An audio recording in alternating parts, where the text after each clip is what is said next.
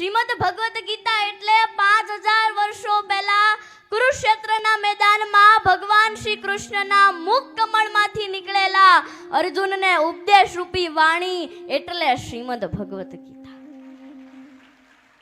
શ્રીમદ ભગવદ ગીતામાં 18 અધ્યાય 700 શ્લોક છે, આપણને ખબર છે. પણ દરેક અધ્યાયમાંથી આપણા જીવનને લગતું કંઈક ને કંઈક જાણવા મળે છે. જેમ કે બીજા અધ્યાયના 47માં શ્લોકમાં કહ્યું છે, કર્મણ્યવાધિકારસ્તે મા ફલેષુ કદાચન મા કર્મ ફલ હેતુર્ભુર માતે સંગત કર્મણિ. કે તું નિત્ય કર્મ કરતો જા, ફળની ચિંતા ન કર, એ તને આપોઆપ મળી જશે. કર્મ એ જ કામધેનુ અને પ્રાર્થના એ જ પારસ મળી છે. અર્થાત પરિવર્તન એ જ સમાજનો નિયમ છે. જે તમારા નસીબમાં નથી એ તમને ક્યારેય મળવાનું નથી, પરંતુ જે તમારા નસીબમાં છે એ દુનિયાની કોઈ તાકાત નથી કે તમારા સુધી પહોંચવા રોકી શકે.